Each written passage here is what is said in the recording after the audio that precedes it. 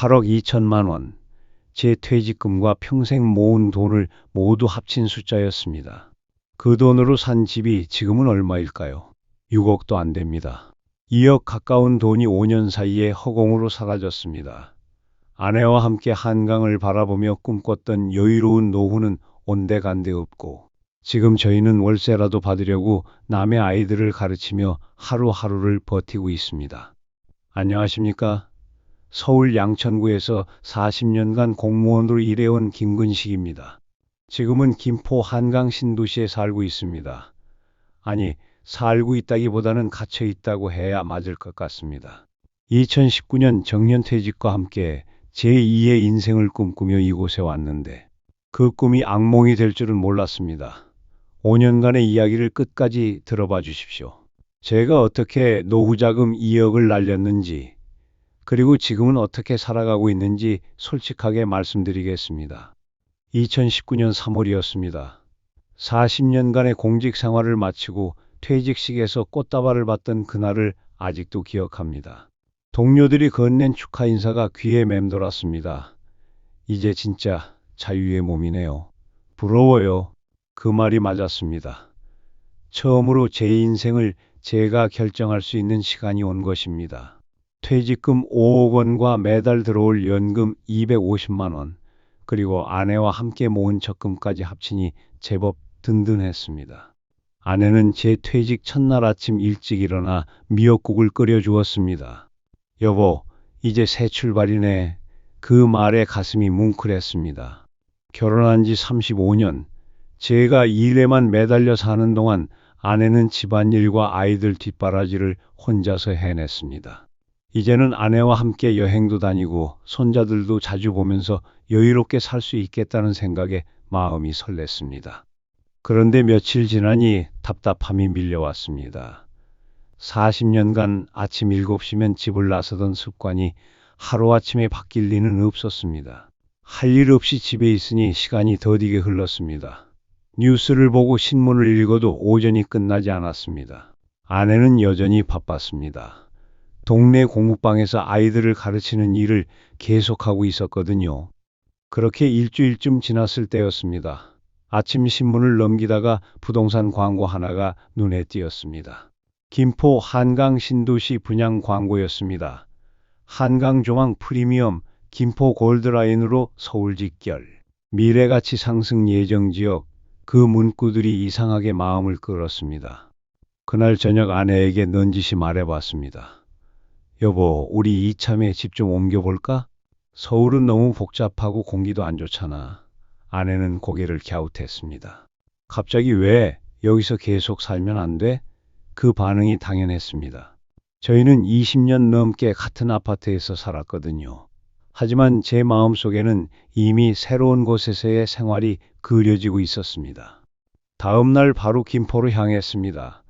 지하철 5호선을 타고 김포공항역까지 간 다음 버스를 갈아타고 한강 신도시에 도착했습니다.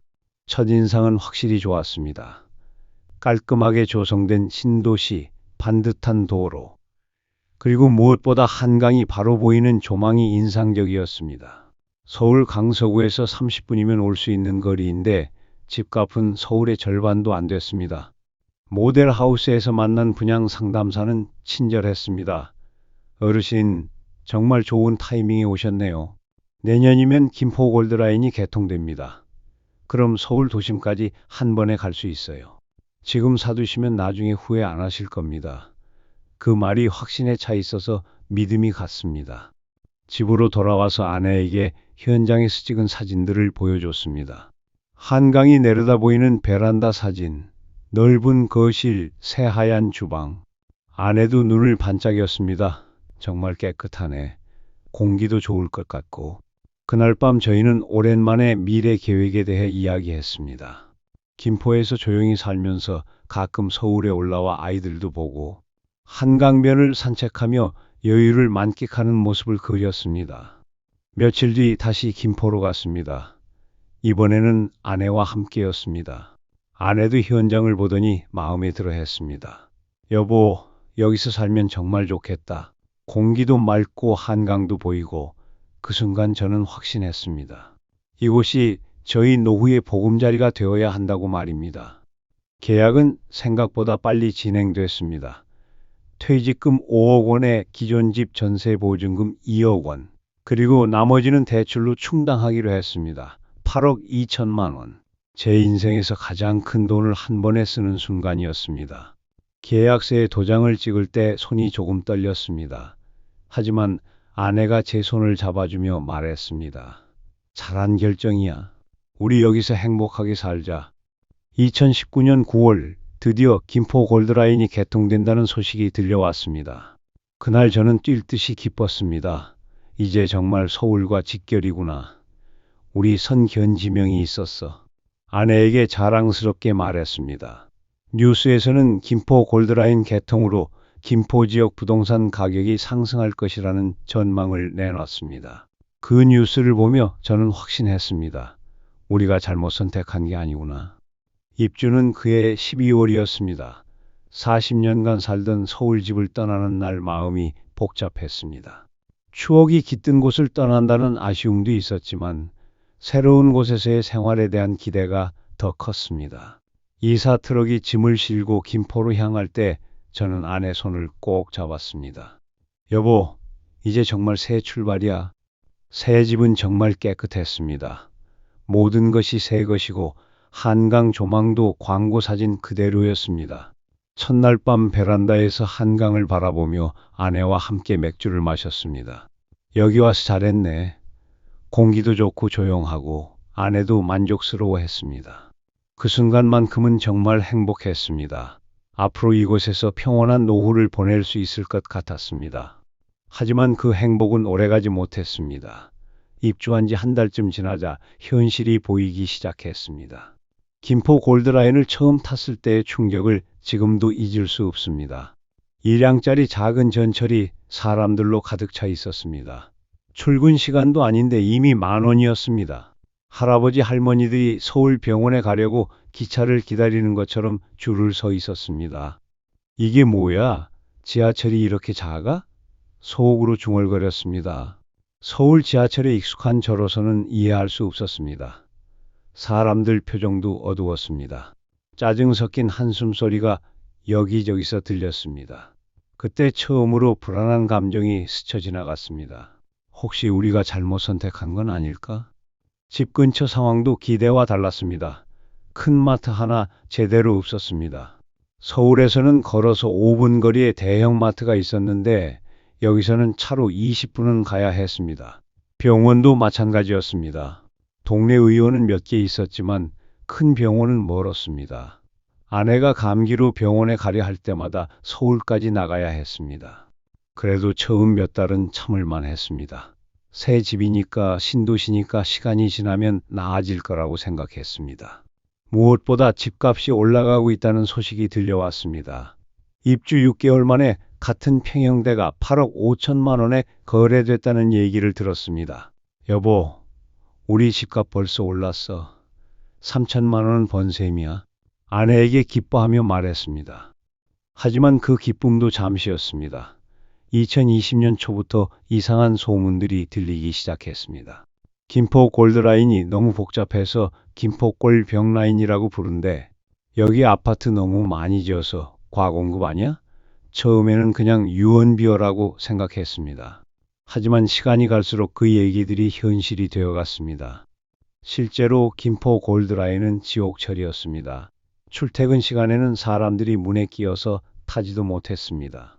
1량짜리 전철로는 늘어나는 승객을 감당할 수 없었습니다. 저희처럼 나이 든 사람들은 자리는커녕 타는 것도 힘들었습니다. 한 번은 아내가 서울 시내 병원에 가려다가 너무 복잡해서 포기하고 돌아온 적도 있었습니다. 생활 인프라 부족도 점점 심해졌습니다. 주차 공간이 턱없이 부족했습니다. 우리 동만 해도 세대수에 비해 주차장이 좁았는데 주변에 아파트가 계속 들어서면서 길까지 주차장이 됐습니다. 마트 가려면 차를 꺼내야 하는데 주차할 곳을 찾기 어려워서 결국 배달을 시키는 경우가 많았습니다. 배달료까지 내니 생활비가 더 많이 들었습니다. 2020년 중반쯤부터는 집값 하락 소식이 들려왔습니다. 코로나19로 부동산 시장 전체가 위축되기도 했지만 김포 지역은 다른 곳보다 더 심했습니다. 같은 평형대가 7억 8천만 원에 나온다는 얘기를 들었을 때 가슴이 철렁했습니다. 불과 1년 만에 4천만 원이 떨어진 겁니다. 여보, 집값이 좀 내렸다던데? 아내가 조심스럽게 물어봤을 때 저는 괜찮다고 했습니다. 일시적인 현상이야. 코로나가 끝나면 다시 오를 거야. 하지만 속으로는 불안했습니다. 혹시 정말 잘못 선택한 건 아닐까? 그런 생각이 머릿속을 맴돌았습니다. 불안감은 시간이 갈수록 커져갔습니다. 매일 부동산 앱을 확인하는 게 습관이 됐습니다. 우리 아파트 같은 평형대 매물이 올라올 때마다 가격을 확인했습니다. 7억 5천만 원, 7억 2천만 원, 6억 9천만 원. 숫자는 계속 내려갔습니다. 그럴 때마다 가슴이 답답해졌습니다. 아내는 제 상태를 눈치챘는지 더 이상 집값 얘기를 꺼내지 않았습니다. 대신 동네 공부방 일을 늘렸습니다. 학원 애들이 많이 와서 수업을 늘려달래. 바쁘긴 하지만 돈도 되고 보람도 있어. 그렇게 말하는 아내 표정에는 걱정이 가득했습니다. 집값 걱정 때문에 아내까지 고생하게 만든 것 같아 미안했습니다. 2021년이 되자 상황은 더욱 악화됐습니다. 김포 지역의 아파트 공급이 계속 늘어났습니다. 한강 신도시 외에도 싸우동, 양촌읍 등 곳곳에 신축 아파트가 들어섰습니다. 공급은 늘어나는데 수요는 따라가지 못했습니다. 김포 골드라인의 한계가 너무 뚜렷했기 때문입니다. 그해 여름 우리 아파트 같은 평형대가 6억 5천만 원에 거래됐다는 소식을 들었습니다. 입주할 때보다 1억 7천만 원이나 떨어진 가격이었습니다. 그날 밤 잠이 오지 않았습니다. 베란다에서 한강을 바라보며 생각했습니다. 이 아름다운 조망이 무슨 소용인가? 돈만 날린 꼴이구나. 대출이자 부담도 만만치 않았습니다. 매달 나가는 돈이 연금 수입의 절반을 넘었습니다. 퇴직 직후에는 여유 있게 살 줄 알았는데 오히려 서울에서 살 때보다 더 빠듯해졌습니다. 외식도 줄이고 용돈도 아꼈지만 매달 통장 잔고는 줄어만 갔습니다. 아내는 공부방 수업을 더 늘렸습니다. 주중에는 초등학생들 숙제를 봐주고 주말에는 중학생들 수학을 가르쳤습니다. 너무 무리하지 마. 건강이 먼저야. 제가 말하면 아내는 괜찮다고 했지만 피곤한 기색이 역력했습니다. 60대 중반의 나이에 하루 종일 아이들을 가르치는 일이 쉬울 리 없었습니다. 저도 일을 찾아야겠다고 생각했습니다. 공무원 출신이라 완전히 노는 것도 미안하고 무엇보다 경제적으로 여유가 없었습니다. 하지만 60대 중반의 나이에 할 수 있는 일이 많지 않았습니다. 몇 군데 문의해봤지만 번번이 나이를 이유로 거절당했습니다. 그러던 중 동네 생활체육센터에서 보조 강사를 구한다는 공고를 봤습니다. 공무원 시절 직장 축구 동호회에서 활동한 경험이 있어서 지원했습니다. 다행히 합격했습니다. 주 3회, 월 60만 원이라는 조건이었습니다. 많은 돈은 아니었지만 집에서 놀고 있는 것보다는 나았습니다. 첫 수업날 운동장에 나갔을 때 묘한 기분이 들었습니다. 40년간 사무실에서 일하던 제가 운동장에서 호각을 불고 있다니 아이들은 순수했습니다. 선생님, 축구 정말 잘하세요. 그런 말을 들을 때면 조금이나마 자존감이 회복되는 것 같았습니다. 하지만 현실은 여전히 녹록지 않았습니다. 아내 수입과 제 수입을 합쳐도 서울에서 살 때만 못했습니다. 김포에서는 차 없이는 생활이 어려웠는데 유지비도 만만치 않았습니다. 무엇보다 집값은 계속 떨어졌습니다. 2021년 말에는 6억 원대 초반까지 내려갔다는 얘기를 들었습니다. 그 즈음 아내와 본격적인 대화를 나눴습니다. 여보, 우리 이 집 팔고 서울로 돌아가는 게 어떨까? 아내는 한참을 생각하더니 말했습니다. 이미 1억 넘게 손해본 상태에서 지금 팔면 더 큰 손해 아닌가? 맞는 말이었습니다. 하지만 계속 살자니 경제적 부담이 너무 컸습니다. 중개사무소에 문의해봤습니다. 금매로 내놓으면 6억 원 정도 받을 수 있을 것 같습니다. 그 말을 들은 순간 현실이 뼈아프게 다가왔습니다. 2억 2천만 원 손실. 퇴직금의 절반 가까이 날아간 셈이었습니다. 하지만 계속 버티자니 대출 이자만으로도 매달 200만 원 가까이 나가는 상황이었습니다. 부부 갈등도 생겼습니다. 저는 GTX-D가 연결되면 상황이 나아질 거라며 조금 더 버티자고 했습니다. 하지만 아내는 회의적이었습니다. 그게 언제 생길지도 모르는데 그때까지 어떻게 버텨? 매달 이자만 내다가 우리 노후 자금 다 떨어져. 아내 말이 맞았지만 인정하고 싶지 않았습니다. 2022년이 되자 상황은 더욱 심각해졌습니다. 금리 인상으로 대출이자 부담이 늘어났습니다. 변동금리로 받은 대출이라 매달 이자가 조금씩 올라갔습니다. 처음에는 월 180만 원 정도였던 상환액이 200만 원을 넘어섰습니다. 그 무렵 아내가 쓰러진 일이 있었습니다. 공부방에서 수업을 하다가 갑자기 어지러움을 느꼈다고 했습니다. 병원에 가니 과로와 스트레스가 원인이라고 했습니다. 부인이 너무 무리하셨습니다. 나이를 생각하셔서 좀 쉬시는 게 좋겠어요. 의사 선생님 말을 들으니 가슴이 아팠습니다. 제 잘못된 판단 때문에 아내까지 병들게 만든 것 같았습니다. 그날 밤 아내에게 사과했습니다. 여보, 미안해. 내가 너무 성급했나 봐. 아내는 아무 말 없이 제 손을 잡아주었습니다. 당시에는 좋은 판단이라고 생각했잖아. 누가 이렇게 될 줄 알았겠어? 그 말에 눈물이 났습니다. 원망 한마디 없이 함께 고생하는 아내가 고마웠습니다. 집값은 계속 떨어졌습니다. 2022년 중반에는 5억대까지 내려간다는 소문도 들렸습니다. 그때쯤부터는 부동산 앱을 보는 것도 무서워졌습니다. 볼 때마다 더 떨어진 가격만 확인하게 되니까요. 차라리 모르고 사는 게 나을 것 같았습니다. 경제적 궁핍은 일상생활에도 영향을 미쳤습니다. 예전에는 아무 생각 없이 사던 과일도 가격을 따져보게 됐습니다. 외식은 아예 하지 않았습니다. 명절에 자녀들 용돈도 전보다 많이 줄였습니다. 아빠, 괜찮으세요? 뭔가 힘들어 보여요. 큰아들이 걱정스럽게 물어봤지만 괜찮다고 했습니다. 자식들한테 경제적 어려움을 토로하고 싶지 않았습니다. 하지만 속으로는 화가 났습니다. 분양 상담사의 장밋빛 설명, 김포 골드라인 개통 소식, 미래같이 운운하던 부동산 전문가들의 말이 모두 거짓말처럼 느껴졌습니다. 왜 아무도 일량짜리 전철의 한계나 과도한 아파트 공급에 대해서는 말해주지 않았을까요? 2022년 말쯤부터는 매도를 진지하게 고려했습니다. 더 이상 버틸 수 없을 것 같았습니다.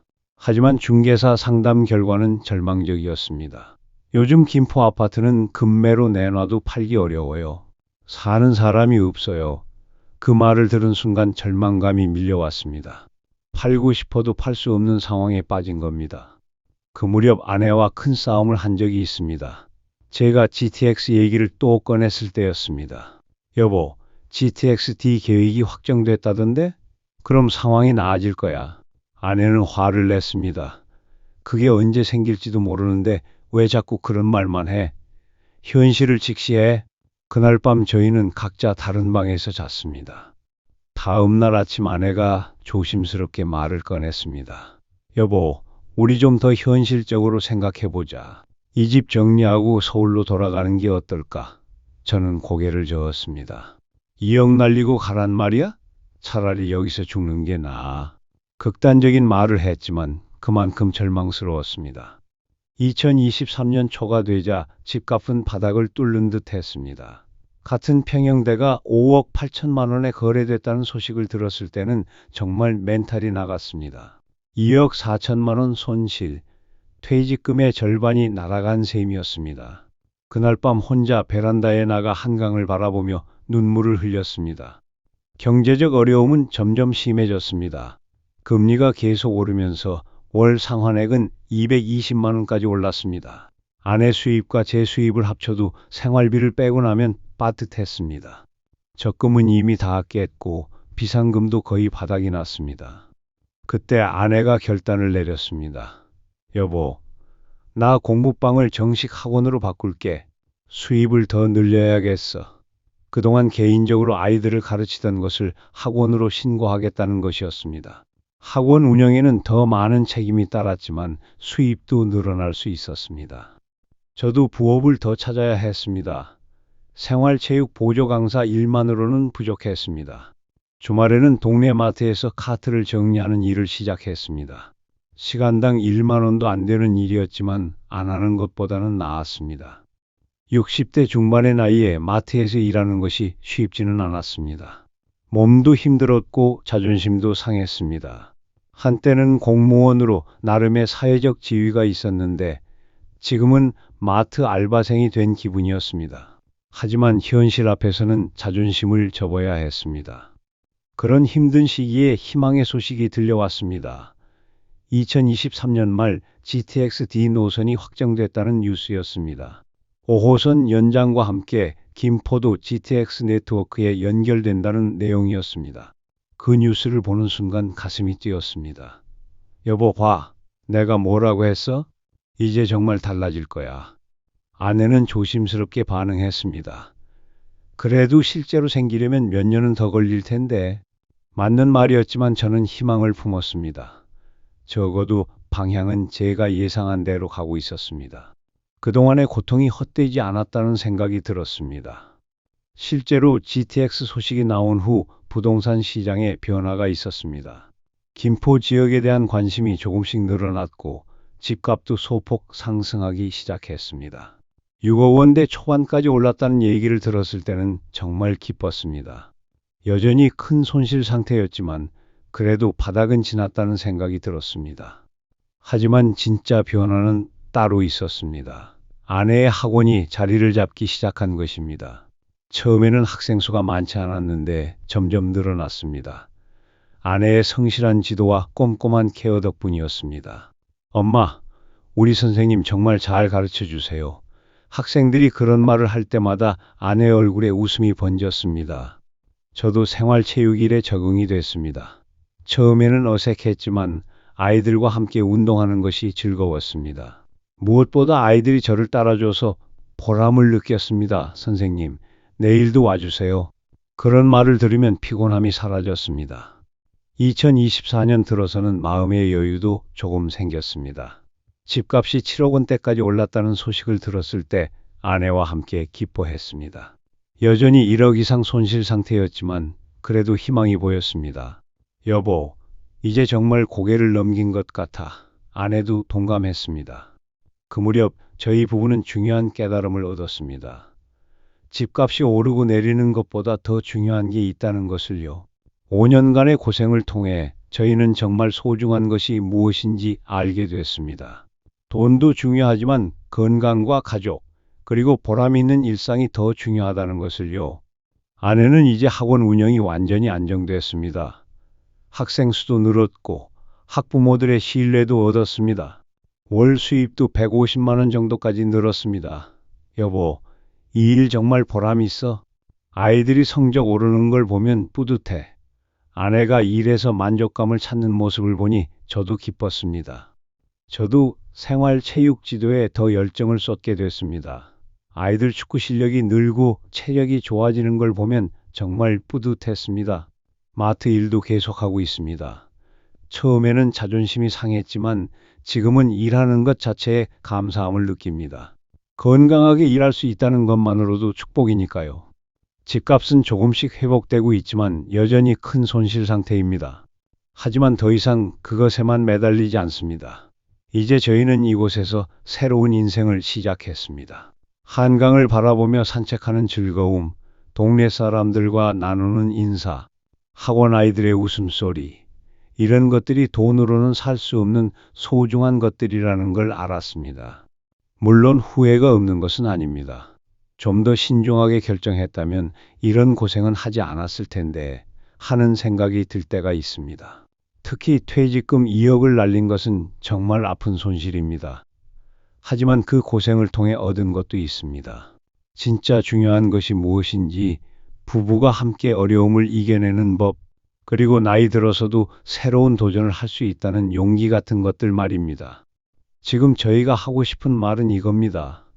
노후 투자를 생각하고 계신 분들 정말 신중하게 결정하세요. 특히 퇴직금처럼 다시 모으기 어려운 돈은 안전성을 최우선으로 고려해야 합니다. 저처럼 장밋빛 전망만 믿고 성급하게 결정하면 큰 낭패를 볼 수 있습니다. 신도시 투자를 생각하고 계시다면 더욱 조심하세요.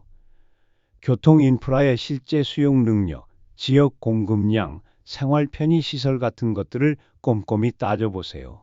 광고나 전문가 말만 믿지 마시고 직접 현장을 여러 번 가보세요. 출퇴근 시간에도 가보시고 주말에도 가보세요.